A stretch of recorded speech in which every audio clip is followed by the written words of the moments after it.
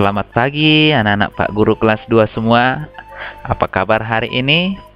Pak Guru berharap anak-anak semua sehat ya, dan tetap semangat belajar dari rumah. Baiklah anak-anak semua, kembali lagi jumpa dengan Pak Guru di pelajaran tematik kelas 2. Tema 3, tugasku sehari-hari. Nah, hari ini kita sudah masuk ke subtema 3, yaitu tugasku sebagai umat beragama. Pembelajaran 1, mengumpulkan sumbangan untuk korban banjir. Baiklah anak-anak semua, sambil menonton videonya, tetap dibuka bukunya, subtema 3 halaman 71. Baik, sudah siap dibuka bukunya semua? Kita langsung masuk ke materinya ya. Baik, kita masuk ke materinya. Tugasku sebagai umat beragama. Nah, kita akan mempelajari tentang umat beragama pada subtema ketiga ini ya. Apa tugas kamu sebagai umat beragama? Sebagai umat beragama, kamu harus beribadah sesuai agama yang dianut. Nah, jadi anak-anak harus rajin beribadah sesuai agama yang dianut. Jika Muslim atau Islam, ibadah ke tempat ibadahnya apa? Ke masjid. Sedangkan Katolik dan Kristen Protestan itu ibadah ke gereja. Hindu tempat ibadahnya apa? Hindu tempat ibadahnya yaitu pura. Pura namanya tempat ibadah umat Hindu ya. Sedangkan Buddha tempat ibadahnya adalah vihara. Sedangkan Konghucu tempat ibadahnya adalah kelenteng. Nah, coba perhatikan gambar berikut ini. Nah, ini gambar rumah ibadah umat Islam, dan ini gambar rumah ibadah umat Katolik, dan ini gambar rumah ibadah umat Kristen Protestan, dan ini gambar rumah ibadah agama Hindu, dan ini gambar rumah ibadah agama Buddha. Kemudian yang ini gambar rumah ibadah agama Konghucu. Nah, jadi ada 6 agama yang diakui di Indonesia ya. Ada 6 agama, yaitu Islam, Kristen Katolik, Kristen Protestan, ada Hindu, Buddha, dan Konghucu. Nanti di pembelajaran 2 akan kita pelajari lebih lanjut ya.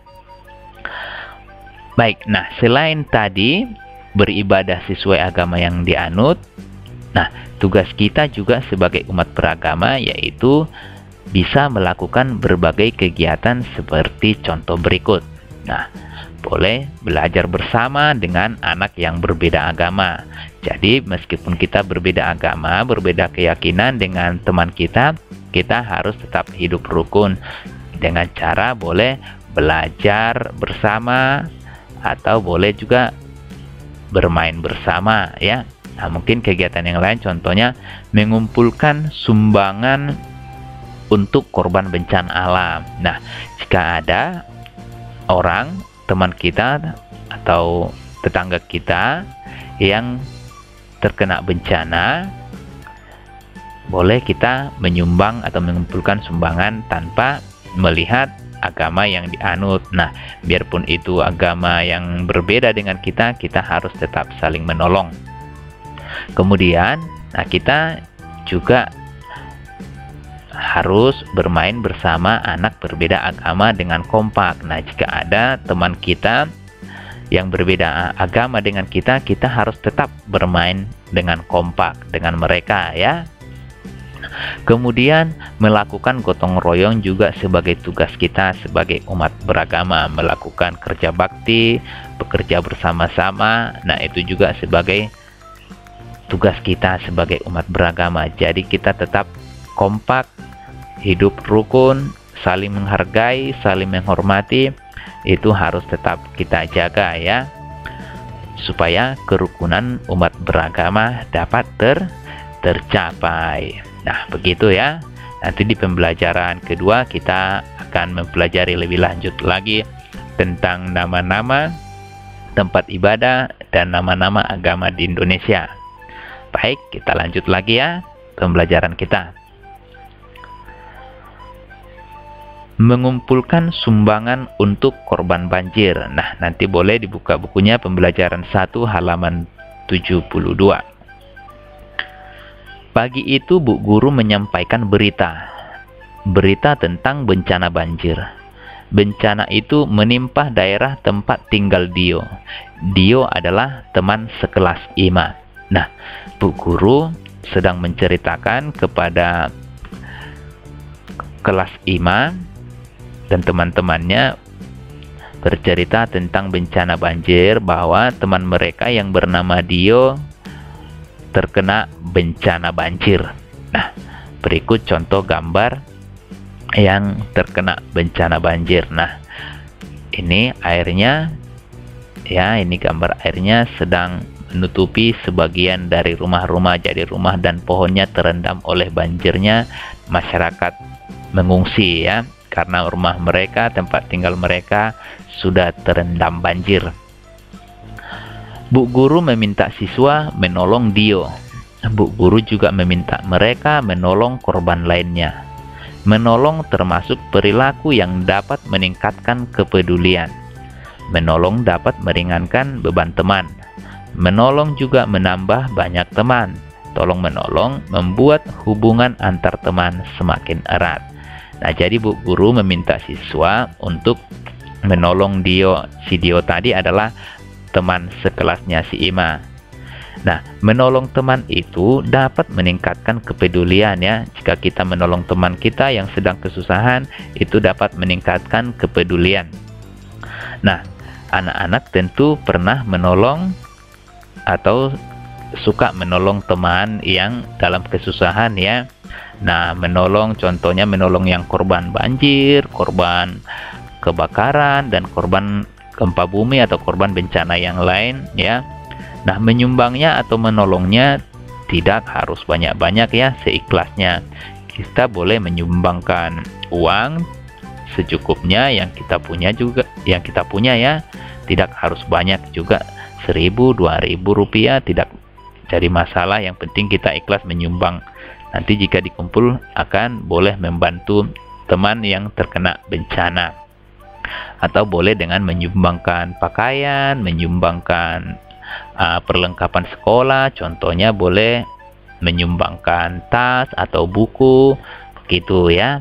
Jadi boleh menyumbang itu tidak harus dalam jumlah yang besar. Sedikit pun sangat bermanfaat, dapat menolong teman-teman kita yang terkena bencana.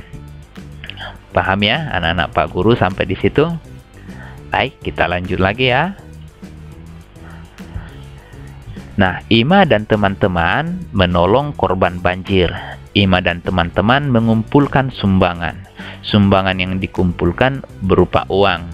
Sebagian hasil sumbangan Ima dan teman-teman berupa uang logam.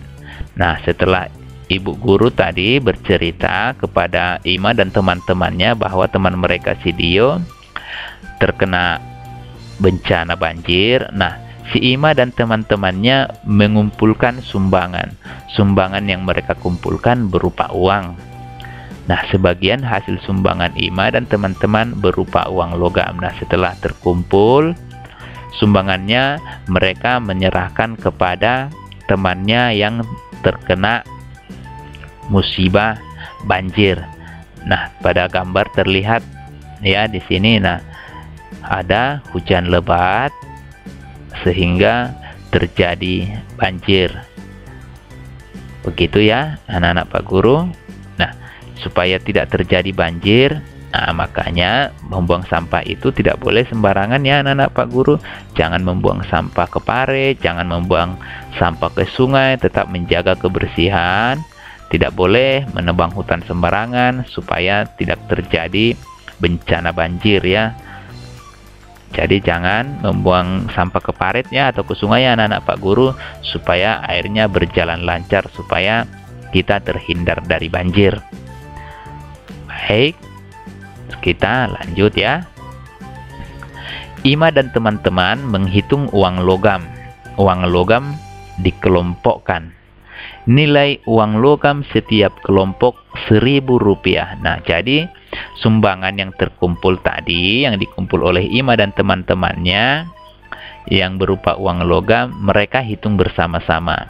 Jadi uang logam tersebut dikelompokkan.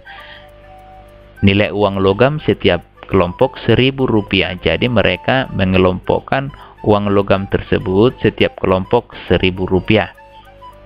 Nah, berikut gambar beberapa kelompok uang logam bernilai Rp1.000.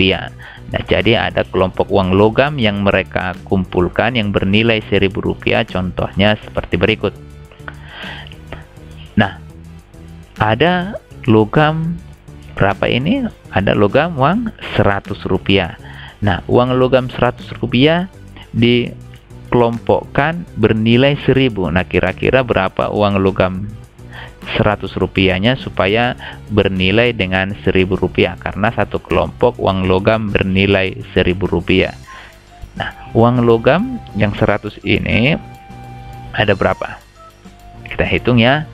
1, 2, 3, 4, 5, 6, 7, 8, 9, 10. Nah, ada 10 uang logam Rp100 senilai dengan Rp1.000.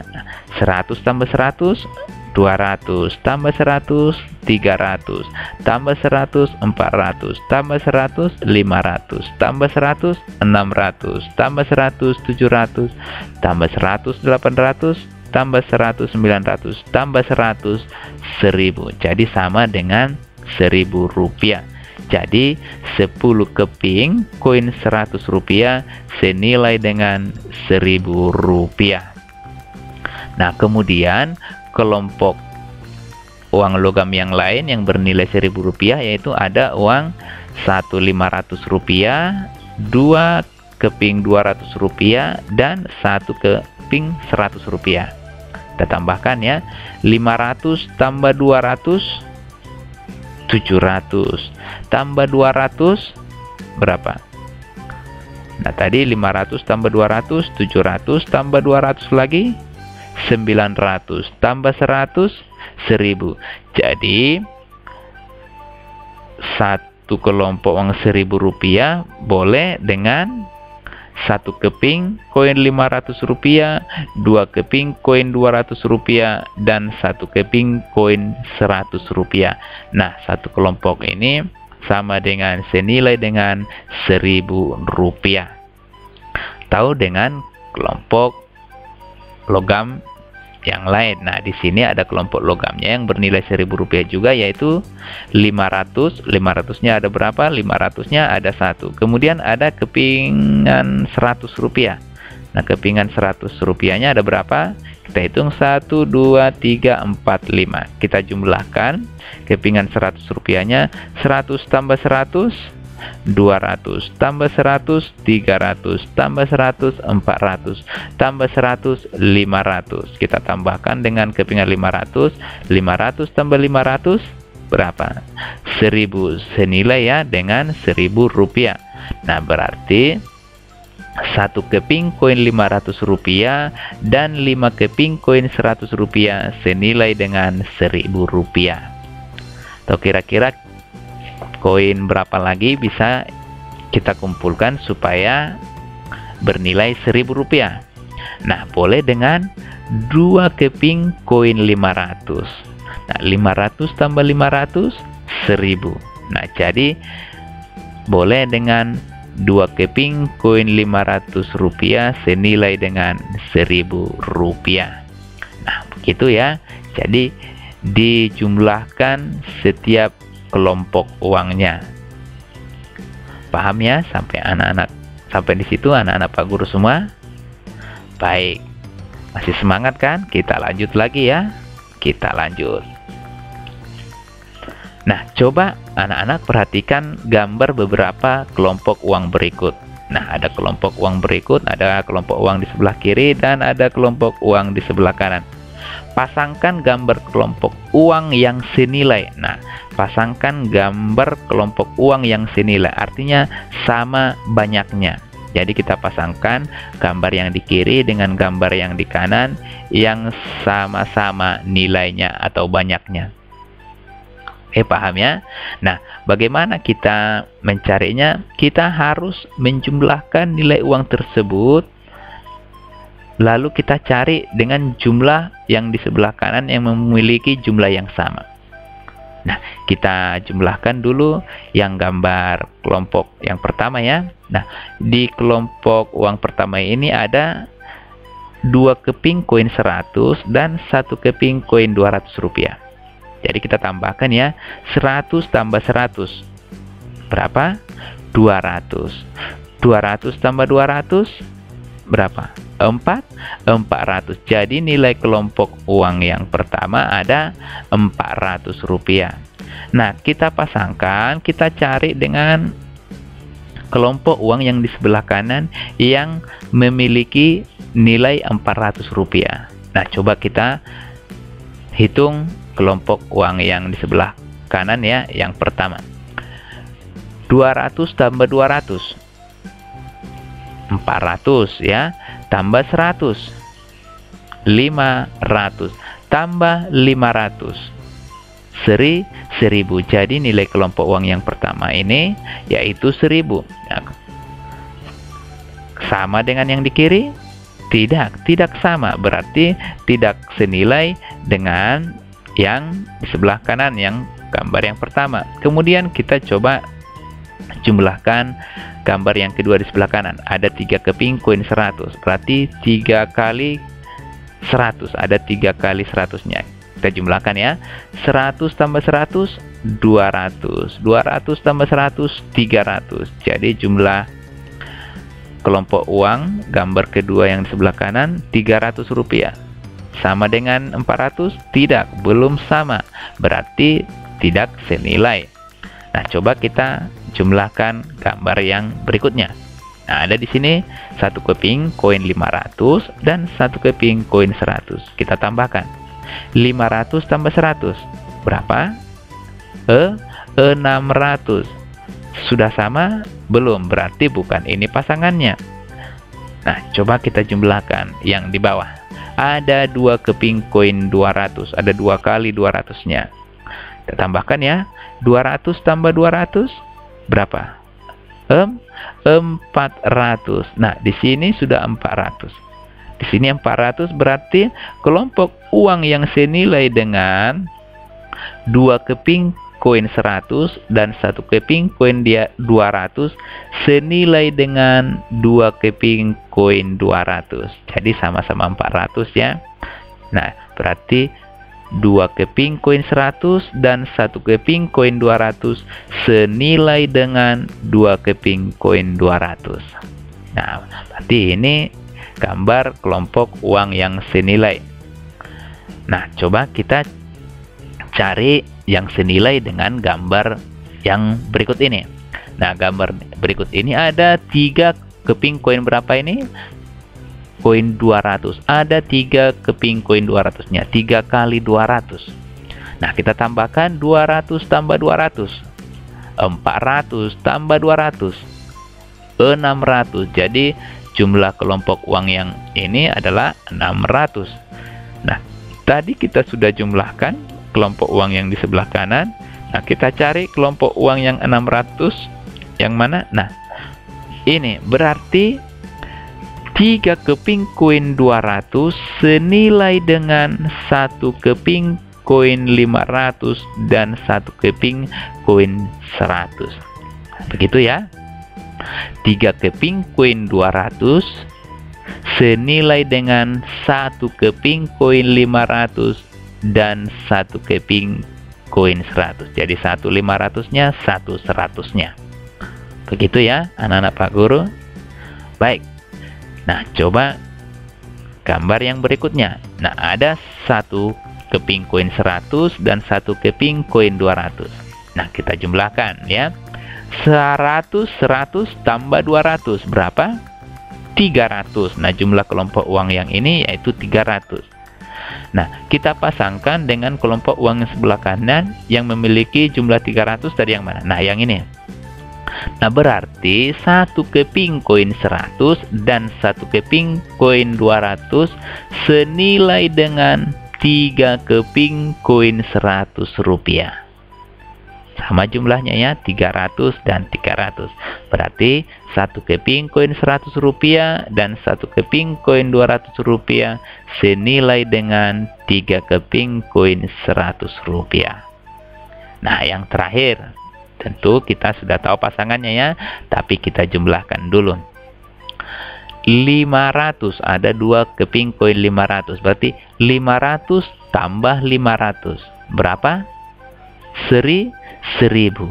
Nah, jumlah yang sama dengan 2 keping koin 500 yang ini, yang senilai dengan 2 keping koin 500 pada pasangan yang di kanan, yaitu 2 keping koin 200, 1 keping koin 100, dan 1 keping koin 500 rupiah. Nah, itu yang senilai dengan 2 keping koin 500 rupiah. Nah, jika ada pertanyaan seperti ini, untuk mencari pasangannya atau yang senilai, anak-anak boleh menjumlahkannya terlebih dahulu ya. Nah, sampai di situ paham anak-anak Pak Guru semua? Paham ya? Nanti tetap berlatih di rumah supaya makin mantap lagi ya. Baik, kita lanjut lagi. Ima membayangkan suasana lingkungan yang dilanda banjir. Banyak rumah dan pepohonan yang terendam banjir. Kemudian Ima menggambarkan suasana lingkungan yang dilanda banjir. Nah, setelah Ibu Guru tadi menyampaikan berita bahwa tempat tinggal si Dio dilanda banjir, Ima membayangkan suasana lingkungan yang dilanda banjir tersebut. Nah, berikut langkah-langkah Ima menggambar lingkungan yang dilanda banjir. Nah, setelah Ima membayangkan tadi lingkungan yang dilanda banjir, kemudian Ima menggambarnya. Nah, anak masih ingat kan gambar yang dibuat berdasarkan khayalan disebut dengan gambar apa? Gambar imajinatif, yaitu gambar yang berdasarkan khayalan. Nah, si Ima membayangkan suasana lingkungan yang dilanda banjir, kemudian dia menggambarnya. Langkah-langkahnya, yang pertama yaitu menyiapkan alat dan bahan. Nah, alat dan bahan untuk menggambar tentu anak-anak Pak Guru semua sudah tahu, yaitu harus ada kertas gambar atau buku gambar. Kertas gambar atau buku gambar yaitu tempat kita untuk menggambarkan gambar yang mau kita gambar. Kemudian ada alatnya yaitu penggaris. Tahu kan anak-anak fungsi dari penggarisnya? Fungsinya yaitu untuk membuat garis lurus. Nah, sedangkan pensil yaitu untuk membuat pola gambar, dan penghapus untuk menghapus pola atau gambar yang salah. Nah, kira-kira alatnya sudah lengkap? Nah, alatnya masih ada yang kurang, yaitu apa? Ada pensil warna ataupun krayon ataupun spidol warna nanti yang berfungsi untuk mewarnai gambar yang sudah digambar. Nah, langkah-langkah yang menggambar yang dilakukan Ima yaitu Ima menggambar rumah dan pohon. Dan Ima menggambar pohonnya seperti ini dan rumahnya seperti ini. Nah, setelah digambar pohon dan rumahnya, si Ima menggambar air yang merendam pohon dan rumah. Jadi setelah digambar pohon dan rumahnya, si Ima menggambar airnya. Nah, ini gambar air yang merendam rumah dan pohon, yaitu garis yang berbelok-belok yang ini ya. Atau nanti anak-anak juga menggambarnya boleh gambar airnya dulu yang terlebih dahulu digambar ya. Nah, kira-kira nanti posisinya 1/4 dari kertas gambarnya. Kemudian setelah itu Ima menggambar sampah yang hanyut terbawa air. Nah, ada sampah-sampah yang hanyut di bawah air. Kemudian setelah Ima menggambar sampah yang hanyut terbawa air, sudah digambar pohonnya, rumahnya juga, dan airnya. Kemudian sampah-sampahnya sudah digambar. Kemudian Ima mewarnai gambar menggunakan pensil warna. Nah, si Ima mewarnainya menggunakan pensil warna. Nanti anak-anak boleh mewarnainya pakai krayon ataupun spidol warna jika itu yang tersedia di rumah ya. Jika pensil warna yang ada, anak-anak juga boleh menggunakan pensil warna. Nah, setelah selesai diwarnai, gambarnya sudah jadi. Nah, begitulah langkah-langkah menggambar lingkungan yang dilanda banjir. Nanti anak-anak menggambarnya boleh juga ditambah objeknya ya, boleh ditambah rumahnya atau pohonnya atau sampah-sampahnya, boleh ditambahi gambarnya. Baiklah anak-anak Pak Guru semua, sampai di sini dulu penjelasan materi kita untuk hari ini. Pak Guru berharap video yang Pak Guru berikan dapat membantu anak-anak belajar di rumah. Tetap semangat belajarnya ya, jadilah anak yang baik yang menurut sama orang tua. Sekian dulu untuk hari ini, salam rindu dan salam sayang buat anak-anak semua. Terima kasih, dadah.